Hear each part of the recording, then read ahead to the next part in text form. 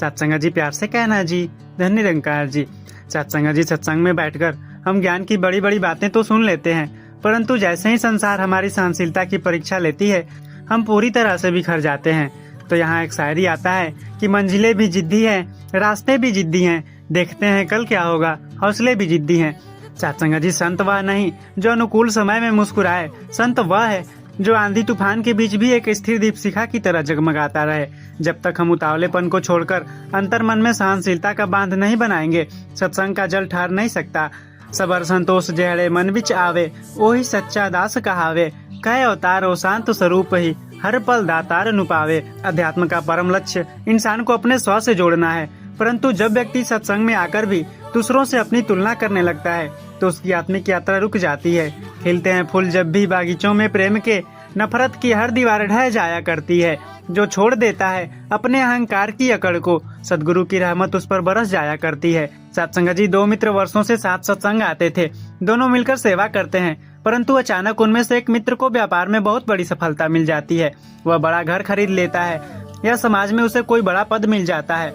अब दूसरा मित्र जो प्रतिदिन सत्संग सुनता है अंदर ही अंदर कुढ़ने लगता है। उसके मन में यह विचार आने लगता है कि सेवा तो मैं भी उतनी ही करता हूँ, फिर दातार ने उसे इतना दिया और मुझे क्यों नहीं। यह तुलना उसके भीतर ईर्ष्या की ऐसी दिमक पैदा कर देती है जो उसके सत्संग, सेवा और सिमरन के संपूर्ण आनंद को अंदर ही अंदर खोखला कर देती है। सत्संग जी, सत्संग हमें यही सिखाता है कि हर जीव का अपना सफर है और दातार हर किसी को उसकी आवश्यकता और सही समय के अनुसार देता है। दूसरों की लकीर छोटी करने के बजाय अपनी लकीर बड़ी करना ही सच्चा अध्यात्म है। अवतार वाणी की वो लाइन है कि दूजे दो तरक्की वेख के बंदया, मन विच ईर्ष्या ले आई ना, कहे अवतार जो दिता दातार ने, ओदे विच ही रस जाई ना। अध्यात्म का वास्तविक सौंदर्य वह नहीं है जो दुनिया के सामने जगमगाता है, बल्कि वह है जो बंद दरवाजे के पीछे ईश्वर की उपस्थिति में महकता है। उजालों में तो मिल ही जाएगा कोई न कोई, तलाश उसकी करो जो अंधेरों में भी साथ दे। इबादत वही सच्ची है जो तन्हाई में भी शुद्ध रहे, सतगुरु वही है जो हर हाल में हाथ थाम ले।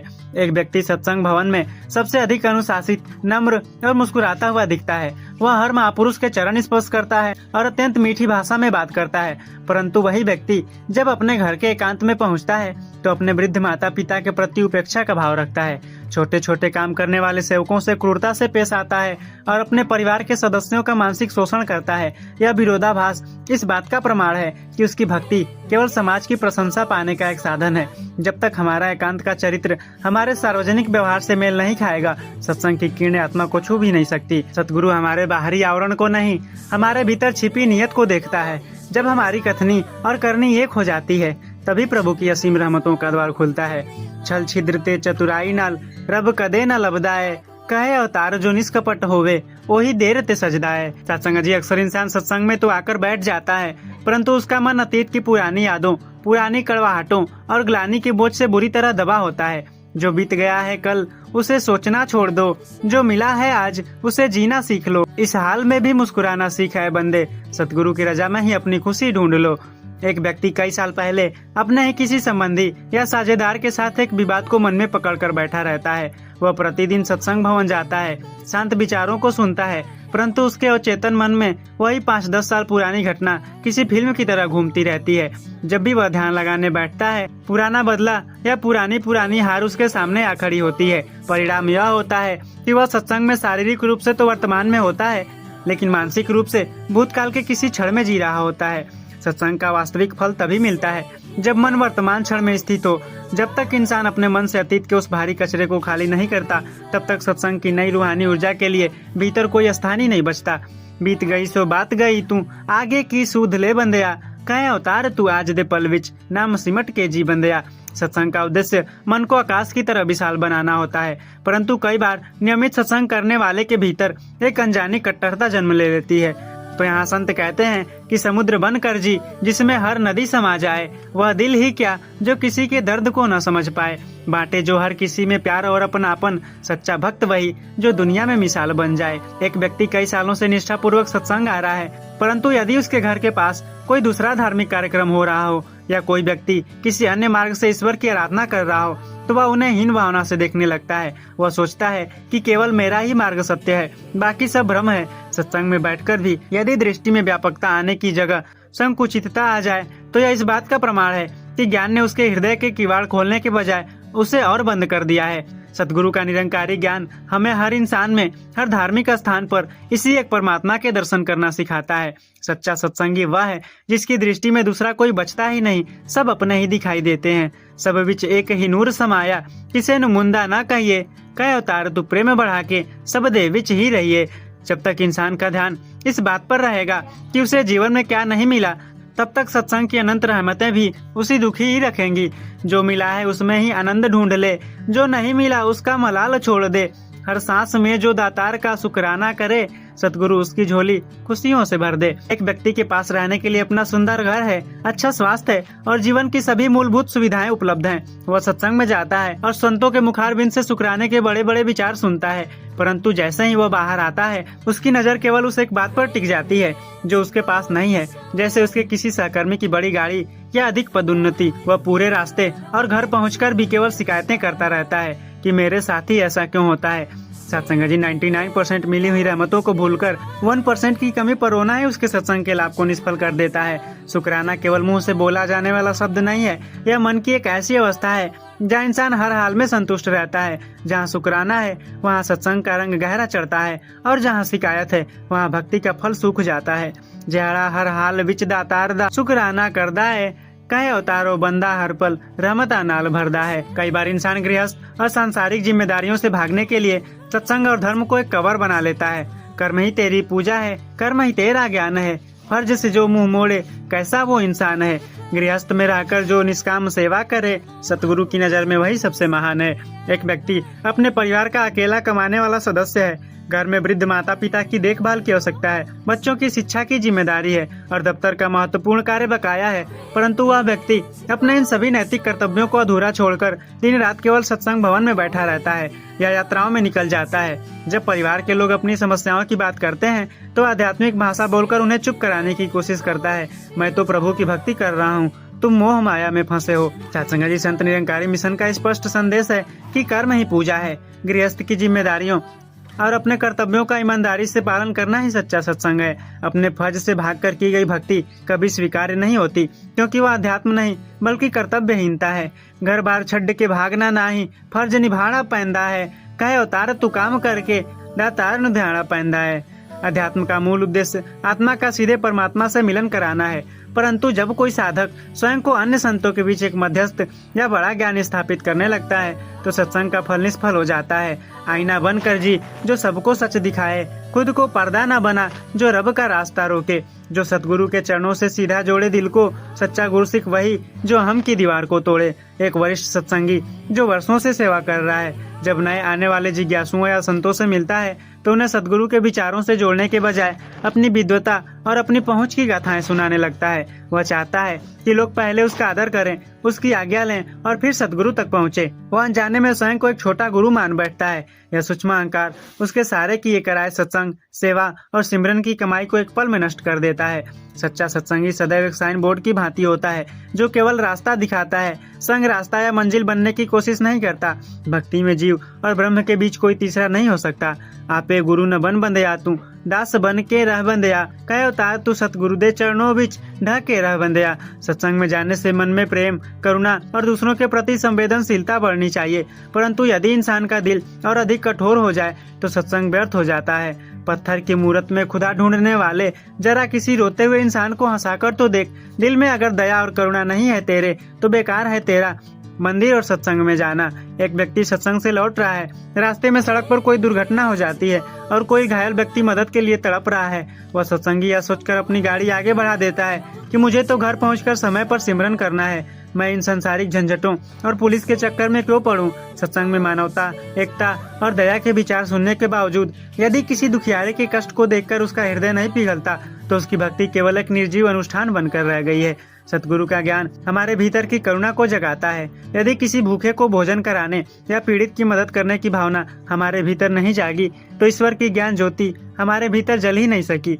दुखी दे दिल नु जो ढांढस बंधावे, वही सच्चा संत कहावे, कह अवतारो रब दा बंदा हर दिल विच प्यार जगावे। कई बार इंसान सत्संग में इस उम्मीद के साथ आता है कि यहाँ आने से उसके सांसारिक कष्ट तुरंत किसी चमत्कार की तरह दूर हो जाएंगे।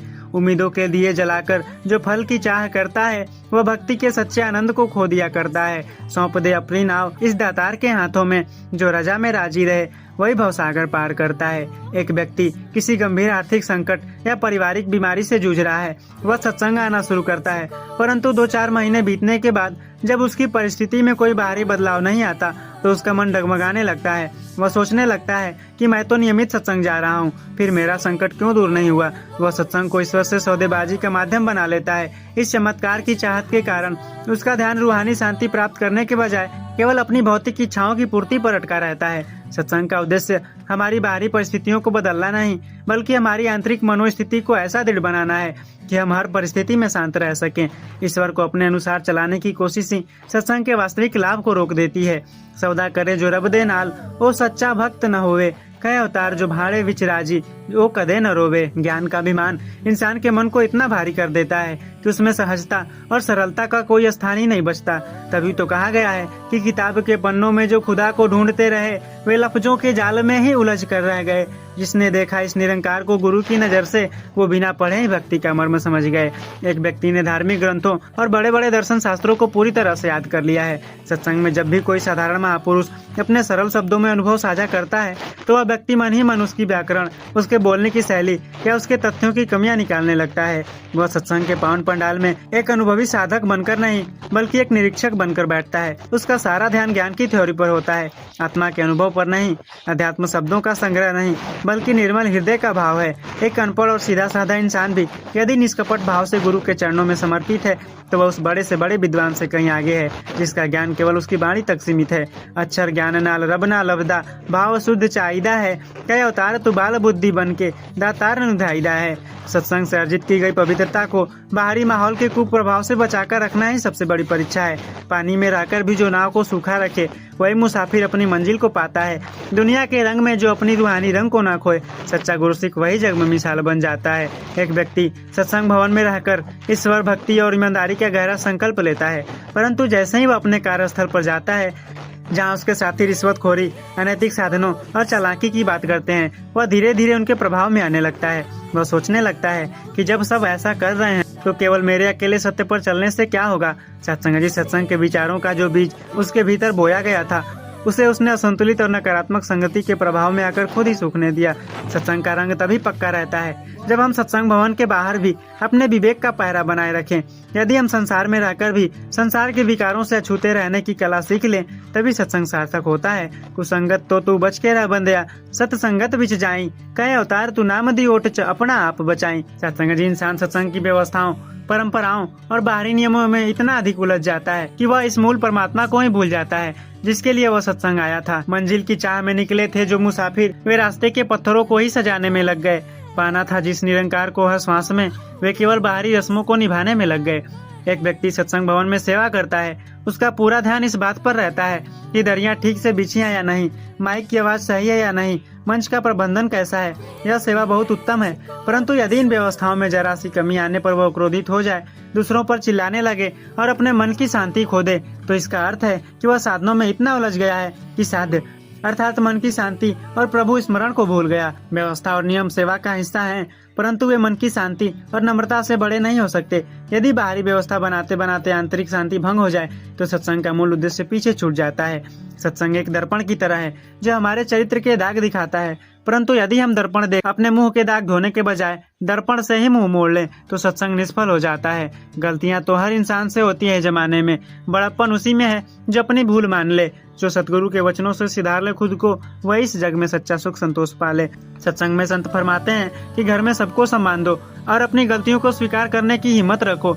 एक व्यक्ति यह वचन सुनता है, घर जाने पर जब उसके जीवन साथी या बच्चों के साथ किसी बात पर मतभेद होता है और स्पष्ट दिखता है कि गलती उसी व्यक्ति की थी, तब भी वह अपनी अकड़ के कारण अपनी गलती मानने से इनकार कर देता है। वह सोचता है कि अगर मैंने गलती मान ली तो मेरा रुतबा कम हो जाएगा। सत्संग का लाभ केवल ज्ञान सुनने में नहीं, बल्कि अपनी भूलों को स्वीकार करके खुद को सुधारने की हिम्मत रखने में है। जो इंसान झुकना जानता है वही गुरु की कृपा का पात्र बनता है। भूलन हार है बंदा हर पल, सतगुरु बख्शन हार है, कई अवतार जो मन झुकाए ओंधा ही पार उतार है। सत्संग में जाने का परम उद्देश्य अपनी आत्मा को परमात्मा से जोड़ना है और चरित्र को निखारना है। लेकिन जब भक्ति किसी सांसारिक लालच या व्यापार का साधन बन जाती है तो उसका आत्मिक आनंद समाप्त हो जाता है। मांगने वाले को बस वही मिलता है जो वो मांगता है, पर जो दातार की रजा में रहे वो सब कुछ पाता है। दुनिया की चीजें तो कल हो या ना हो बंदे, जो प्रभु को पाले वो कभी खाली हाथ नहीं जाता है। एक व्यक्ति किसी व्यापारी या पेशे में है, वह सत्संग में केवल इसलिए आना शुरू करता है ताकि वहां आने वाले समृद्ध और प्रभावशाली संतों से उसके व्यवसायिक संबंध बन सके। वह सेवा भी इसलिए बढ़ चढ़ कर करता है ताकि लोग उसकी प्रशंसा करें और उसके व्यापार में उसका लाभ हो। वह सत्संग भवन को एक व्यवसायिक केंद्र की तरह इस्तेमाल करता है। परिणाम यह होता है कि वर्षों सत्संग की दरी पर बैठने के बाद भी उसके मन में निस्वार्थता या रूहानी सुकून का एक कण भी प्रवेश नहीं कर पाता। सत्संग पाने की जगह नहीं बल्कि त्यागने की जगह है और हमें यहाँ अपना अहंकार और लालच त्यागना है। जब तक व्यक्ति में निष्काम भाव नहीं होगा तब तक सत्संग का असली आध्यात्मिक लाभ प्राप्त नहीं हो सकता। एक साधक नियमित रूप से अमृत बेले उठकर सिमरन करता है, रोज सत्संग जाता है और संयमित भोजन करता है, परंतु जब वो अपने आसपास के लोगों को देखता है जो सुबह देर से उठते हैं या अपनी दिनचर्या में उतने अनुशासित नहीं है, तो उसके मन में एक सूक्ष्म भाव आता है कि मैं इन सबसे कितना अधिक पवित्र और धार्मिक हूँ। यह सोचना कि मैं दूसरों से बेहतर सत्संगी हूँ उसके सारे सिमरन और सत्संग के पुण्य को चाट जाता है। सच्ची भक्ति इंसान को विशेष नहीं बल्कि सामान्य बनाती है। जिस सत्संग से मन में निराभिमानता के बजाय श्रेष्ठता का भाव आ जाए वो सत्संग का लाभ शून्य हो जाता है। सत्संग में बैठकर जब रूहानी विचार सुने जाते हैं तो मन में वैराग्य और शांति का एक गुब्बारा फूलता है, परंतु जैसे ही संसार की हवा लगती है वह गुब्बारा फूट जाता है। पानी पर खींची लकीर की तरह जो बदल जाए वह विचार मन को कभी स्थिर नहीं कर पाता। जो सतगुरु के ज्ञान को सांसों में बसा ले वही जीवन के हर पहलू में निखर जाता है। डर के साए में जो जिए वो भक्ति का आनंद क्या जाने, निरंकार की गोद में जो सोए वो दुनिया के वहम क्या जाने। सतगुरु ने तो दिया है सच्चा ज्ञान का चिराग, जो इसमें भी अंधेरा देखे वो इस रोशनी की कद्र क्या जाने। सत्संग जी अध्यात्म में सबसे बड़ा बाधक मन का एक छलावा है कि अभी तो बहुत उम्र बाकी है, भक्ति और सुधार तो बुढ़ापे में भी हो जाएंगे। तो सत्संग जी भक्ति की हर एक बाजी जो आज खेल जाता है वही मुसाफिर अपनी मंजिल को चूम जाता है। जो छोड़ देता है कल पर अपने सुधार का फैसला वह हाथ मलता हुआ इस जग से चला जाता है। एक युवा व्यक्ति सत्संग में आता है और सुनता है कि कटु बोलना छोड़ दो, लोभ से बचो और सिमरन में ध्यान लगाओ। वह मन में यह मानता भी है कि विचार सही है, परंतु अपने दैनिक जीवन में सुधार करने के बजाय सोचता है कि अभी तो करियर बनाने और गृहस्थ बसाने का समय है, अभी थोड़ा बहुत झूठ या छल कपट करना पड़ता है। जब सब सेटल हो जाएगा या जब उम्र ढलेगी तब पूरी तरह से नियमों का पालन करूंगा। वह यह भूल जाता है कि समय और सांसों का कोई भरोसा नहीं है, कल कभी नहीं आता और मन की बुरी आदतें उम्र के साथ कम होने के बजाय और गहरी होती जाती है। तो सत्संग जी सतगुरु के चरणों में यही प्रार्थना है कि इस संपूर्ण विचार विमर्श में से जो भी ज्ञान और व्यवहारिक आचरण के सूत्र निकले हैं वे केवल शब्दों तक सीमित न रहकर हम सभी के जीवन का हिस्सा बने, ताकि हमारी कथनी और करनी एक हो सके। जो सुनिया है वो देते, अमल कमाना पैंदा है, कई अवतार जो हुक्म मंगावे वही सच्चा सुख पांदा है। सत्संग जी प्यार से कहना जी, धन्य निरंकार जी।